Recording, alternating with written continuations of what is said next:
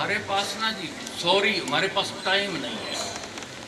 یہ جو وقت جا رہا ہے نا ہماری زندگی کا، اس میں ہمارے پاس وقت نہیں ہے کہ ہم ادھر دیکھیں کہ ادھر کون ہے، ہم ادھر دیکھیں کہ ادھر کون ہے. ہم نے صرف دیکھنا ہے ادھر کون ہے. ہم نے نہیں دیکھنا کہ کون کیا کہہ رہا ہے اور کون کیا کہہ رہا ہے.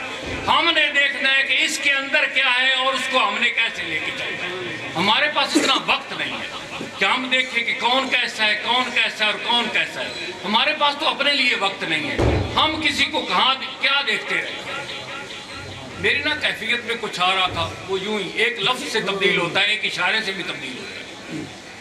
تو سوری آپ نے مجھے بالکل ادھر رہنے دیا کریں جدھر میں ہوتا ہوں. اب اس بندے سے جو ہمیں ملا ہے میں نے اس کے بارے میں تھوڑی سی وضاحت کرنی ہے. پھر میں نے بندے کو کہنا ہے کہ آپ کے سامنے قرآن پڑھیں.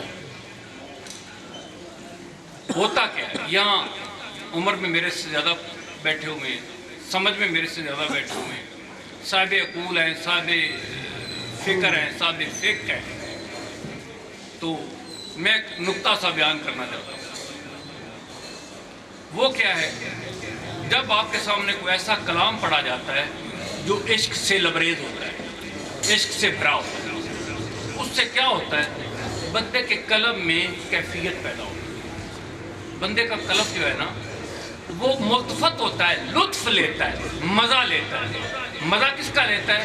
جو ادھر ادھر سارے کو ہٹ کے نا بالکل کلام میں مستغرق ہوتا ہے اور غور کرتا ہے، کوشش کرتا ہے کہ کیا کہا جا رہا ہے، کیا کہا جا رہا ہے، کن کی شان میں کیا کہا جا رہا ہے، اور مجھے یہاں کیوں بلوایا گیا ہے، مجھے کیوں بٹھایا گیا ہے، اس سے کیوں پڑھوایا گیا ہے، میرے پہ کیوں اثر فرمایا گیا ہے.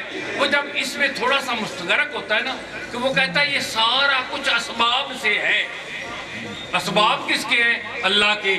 اللہ چاہتا ہے میں اس محفل میں آؤں، اللہ چاہتا ہے اس سے یہ کلام پڑھوائے، اللہ چاہتا ہے میرے پہ اس بات کا اثر ہو، یہ میرے سینے پہ چلی جائے، دماغ میرا مان جائے. جب بندہ اس کی طرف مستغرق ہو کے خیال کرتا ہے کہ میں جو یہاں آیا ہوں یہ اسباب سے ہے اور اسباب الہیہ ہے، اللہ کی طرف سے ایسا تھا اور یہ میرے پہ انعام ہو رہا ہے اور اس کو میں نے کیسے حاصل کرنا ہے. جب وہ اس میں مستغرق ہوتا ہے، ڈوبتا ہے نا، تو پھر کیا ہوتا ہے. بڑی خاص بات میں کر رہا ہوں، واللہ پوری محفل میں کسی ایک بندے کے ہاتھ آ جائے میری یہ بات تو میرا معاملہ سیدھا ہو گیا. تو وہ کیا ہوتا ہے، اللہ مالک اپنی بارگاہ سے لپکے بھیجتا ہے، خیر کی لپکے بھیجتا ہے. یوں اس کے قلب پہ اس کو ایک چھوٹی سی بات لگتی ہے اس بندے کی کہ یہ کیا کہہ گیا، یہ تو میرے لیے بہت اچھی تھی، اگر میں ایسے ہو جاتا، اگر میں ایسا سوچ لیتا تو یہ بات تو بڑی اچھی تھی. وہ جو ایک لمحہ کے لیے اس کے دل میں آتی ہے، دوسرے لمحے میں شیطان آتا ہے کہ بندے کو بھلا دو، بندہ بھول جائے اور اس لمحے کو کہیں یہ اہمیت نہ دے دے، اپنے قلب میں اہمیت نہ دے دے، اس کو کہیں اور لے کے جاتا ہوں.